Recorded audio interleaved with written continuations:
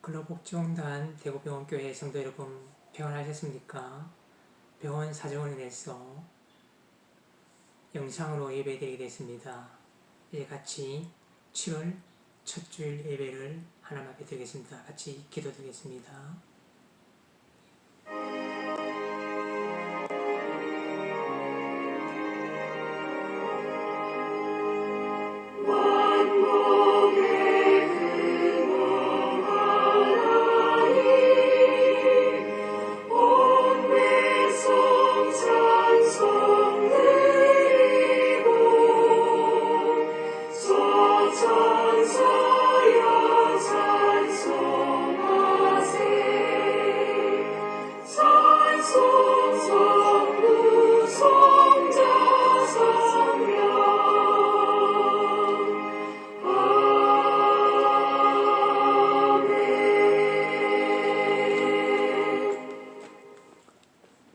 여호와의 집, 우리 여호와의 성전, 곧 우리 하나님의 성전들에 서 있는 너희여, 여호와를 찬송하라. 여호와는 선하시며 그의 이름이 아름다우니 그의 이름을 찬양하라. 여호와께서 자기를 위하여 야곱 곧 이스라엘을 자기의 특별한 소유로 택하셨음이로다. 하나님 아버지, 은혜 감사드립니다. 지난 반년 동안 우리를 사랑해 주시고 또 7월 첫 주 예배를 하나님 앞에 드릴 수 있도록 우리를 하나님 지금까지 끌어주시고 인도하심을 감사드립니다. 이 시간 예배를 통해서 하나님 영광 받아 주시길 원하며 예수님의 이름으로 기도드립니다. 아멘. 이제 종소리와 함께 찬양의 기도를 드리겠습니다. 두 번째 종소리가 날 때까지 침묵으로 기도하겠습니다.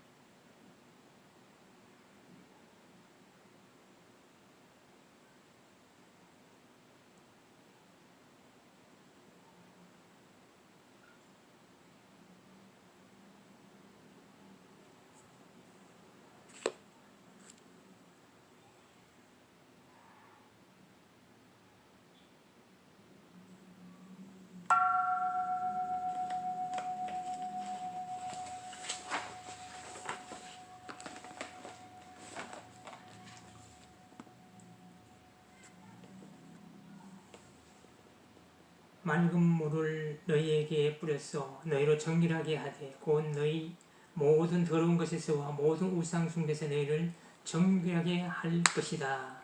아멘. 찬송 300장 내 마음이 낙심되며 함께 찬송하겠습니다.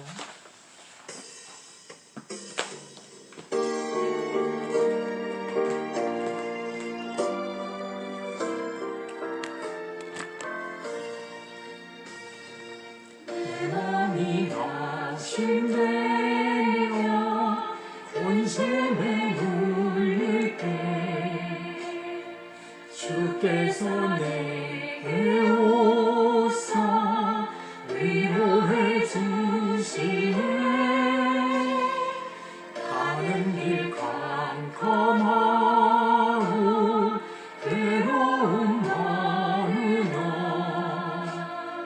주께서 함께하며 내 짐을 지시네. 그네가 내게 족하네. 그네가 족하네. 이 괴로운 세상 지날 때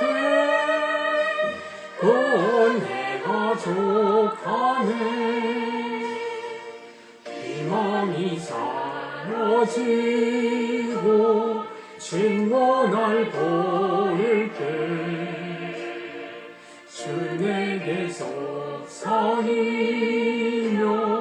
새 희망 주시네.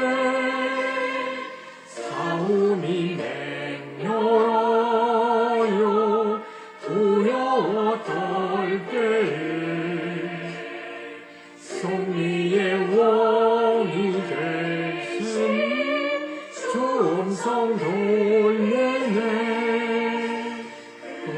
내가 내게 족하네. 내가 족하네. 이 괴로운 세상 지날 때 내가 족하네.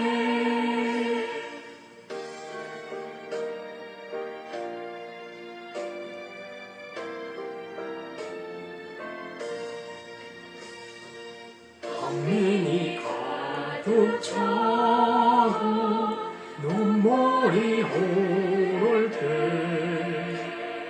주 나의 곁에 오사 위로해 주시네.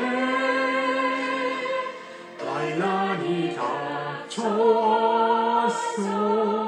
어려움 당할 때 주님의 능력이와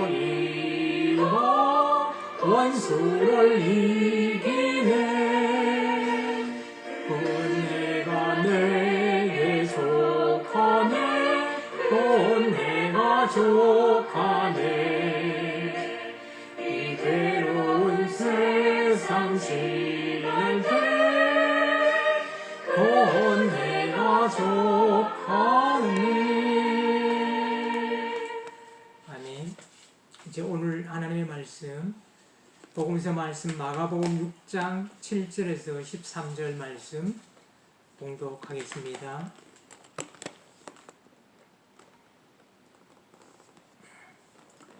열두 제자를 부르사 둘씩 보내시며 더러운 귀신을 제어하는 권능을 주시고 명하시되 여행을 위하여 지팡이 외에는 양식이나 배낭이나 전대 돈이나 아무것도 가지지 말며 신만 신고 두 벌을 또 입지 말라 하시고 또 이르시되 어디서든지 누구의 집에 들어가거든 그곳을 떠나기까지 거기 유하라. 어느 곳에서든지 너희를 영접하지 아니하고 너희 말을 듣지도 아니하거든 거기서 나갈 때에 발 아래 먼지를 떨어버려 그들에게 증거를 삼으라 하시니 제자들이 나가서 회개하라 전파하고 많은 귀신을 쫓아내며 많은 병자에게 기름을 발라 고치더라. 복음서 말씀입니다. 아멘.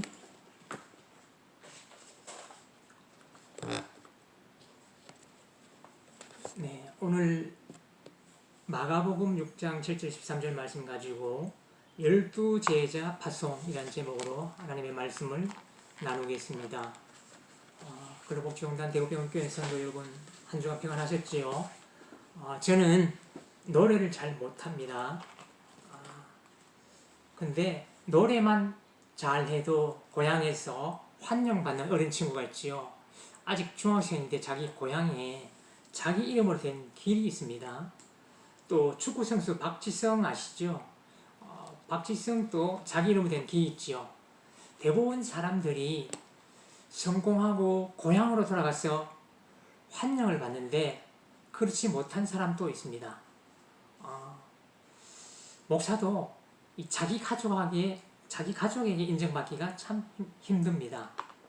우리 근로복지공단 대구병원장 하셨던 김봉욱 권사님이 얼마 전에 연세대학교에서 상을 받으셨습니다. 이 코로나 상황에서 잘 대처하셨다고 연세대학교뿐만 아니라 여러 곳에서 상을 받으셨습니다. 그런데 근로복지공단에서는 상을 받지 못했다고 합니다. 예수님도 가족들에게서 미쳤다는 소리를 들었고 또 고향을 방문했을 때도 배척을 받았습니다. 예수님이 제자들과 같이 고향에 갔습니다. 오늘 마가복음 6장을 보면 예수님이 안식일에 회당에서 가르쳤습니다. 사람들이 예수님의 가르침을 듣고 놀라고 또 놀랐습니다. 그러면서 말했습니다. 이 사람은 마리아의 아들이 아니냐고 했습니다. 우리가 가정교육을 잘 받지 못했으면 저 사람은 아버지 없이 자라서 그렇다고 욕을 합니다. 이 당시 사회에서는 아버지가 돌아가셨다고 해도 아버지의 아들이었습니다. 예수는 당시 사회 풍습을 따라서 요셉의 아들이라고 해야 했습니다. 그런데 마리아의 아들이라고 하는 것은 예수를 인정하기 싫었다는 것을 말하고 있습니다. 예수를 비난하기 위해서 마리아의 아들이라고 했던 것입니다. 거기에다가 예수의 직업도 문제 삼았습니다. 이 사람은 목수가 아니냐라고 했습니다. 당시에는 손으로 하는 일은 천대받는 직업 중 하나였습니다.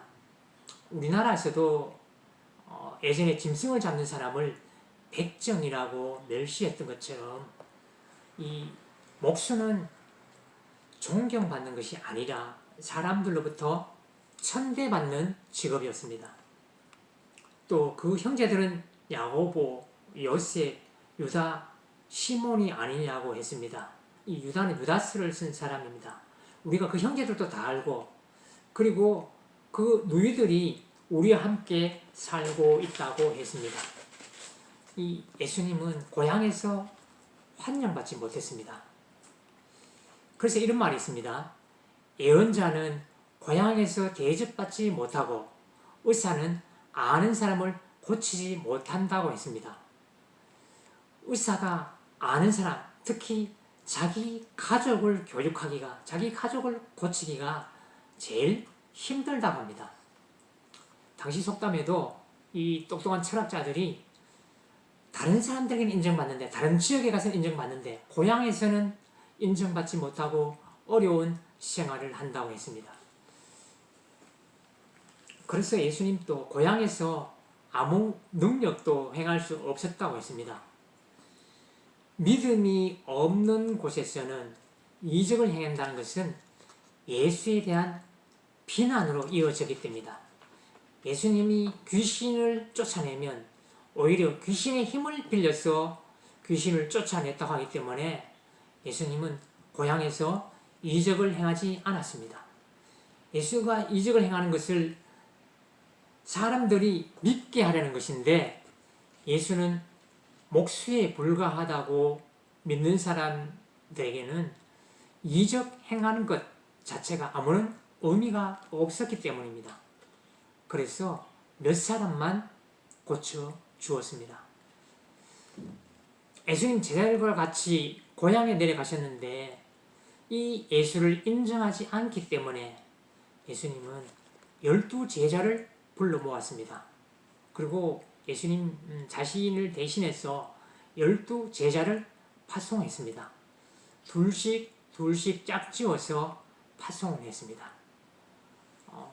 한 사람의 말은 증거가 될 수 없고 두 사람 이상이 증거가 되어야 되기 때문에 두 사람씩 짝지어서 보냈던 것입니다.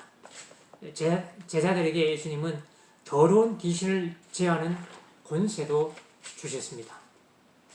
그리고 예수님이 제자들에게 말합니다. 지팡이 하나밖에는 아무것도 가지고 가지 말라고 했습니다. 빵이나 그 빵을 담을 자루도 지니지 말고 또 전대에 동전도 넣어가지 말고 다만 신발을 신고 가는데 2벌 옷을 가지지 말라고 하셨습니다. 예수님이 제자들에게 전도하라고 이 전도 여행을 보내면서 제자들이 하신 명령입니다. 이 전도 여행은 장거리 여행이고 또 험한 산을 넘어야 하는 그런 여행입니다. 그래서 예수님은 지팡이와 신은 허락하셨습니다. 먹을 것을 가지고 다니지 말고 돈주머니도 가지고 다니지 말라고 하셨습니다. 그 말은 전적으로 하나님께 맡기라고 하신 것입니다. 2벌 옷도 가지지 말라고 하셨습니다. 먹을 것, 입을 것 걱정하지 말라는 것입니다. 어디서 어느 집에 들어가든지 그곳을 떠날 때까지 거기에 머물러 있으라고 하셨습니다. 일단 잠잘 곳으로 정했으면 그 집이 싫든지 좋든지 만족하고 더 안락하고 더 편한 곳을 찾아서 다니지 말라고 하셨습니다. 그러면서 말씀하셨습니다. 어느 곳에서든지 너희를 영접하지 않거나 너희의 말을 듣지 않거든 그것을 떠날 때에 너희의 발에 묻은 먼지를 떨어서 그들에게 증거를 삼으라고 하셨습니다. 너희를 영접하지 않거든 발에 묻은 먼지까지도 그곳에 떨어버리고 오라는 겁니다. 이방과 같이 취급하라는 것입니다. 제자들은 나가서 회개하라고 선포하였습니다. 예수님이 회개하라 천국이 가까이 왔다고 하신 것처럼 제자들도 전도하러 가서 회개하라고 했습니다. 제자들은 많은 귀신을 내쫓고 수많은 병자에게 기름을 발라서 병을 고쳐 주었습니다. 오늘 말씀을 보면 예수님은 12 제자를 부르셔서 둘씩 전도하러 보내셨습니다. 귀신을 제어하는 권능도 주셔서 보냈습니다. 이 제자들은 예수님이 주신 권능으로 귀신을 쫓아내었습니다. 근데 예수님이 지팡이 하나와 신발만 허락하셨습니다. 온 동네를 다니면서 전도해야 하는데 험한 산길도 가야 하기에 그저 지팡이 하나와 신발만 신어도 된다고 하셨습니다. 이 양식자루나 돈자루를 가지지 말라 하시고 전적으로 하나님만 의지하고 가라고 하셨습니다. 제자들은 수많은 병자에게 기름을 발라서 병을 고쳐주었습니다. 코로나로 인해서 우리가 병실 방문을 할 수 없습니다. 만날 수 없습니다. 예수님이 제자들을 보내신 것처럼 저도 여러분을 이제 병실로 보냅니다. 병실에 가셔서 정말 회개하고 예수 믿으라고 전도하시길 바랍니다. 오늘 제자들은 기름 발라 고쳤습니다. 우리가 기도만 할 것이 아니라 정말 하나님의 인도를 받아야 됩니다.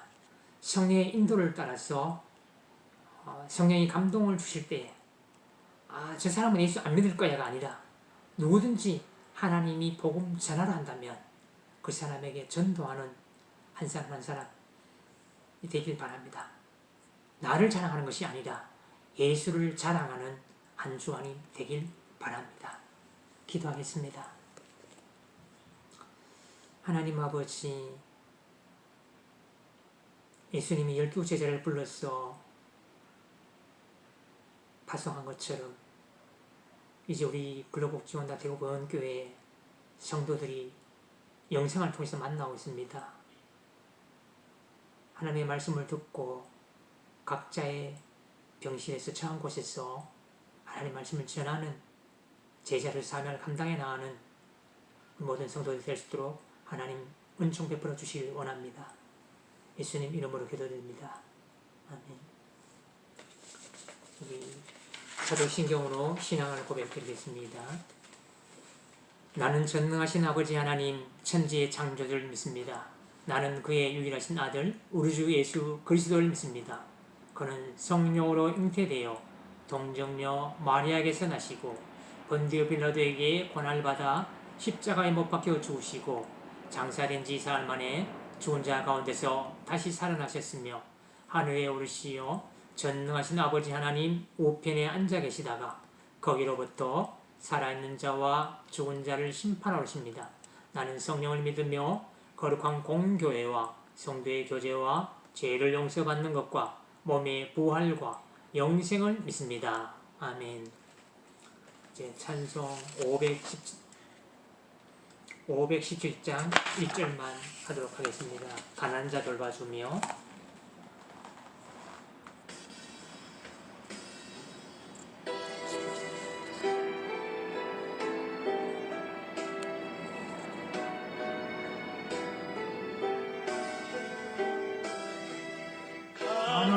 가난한 자 돌봐주며 소식 전하라고 주님께서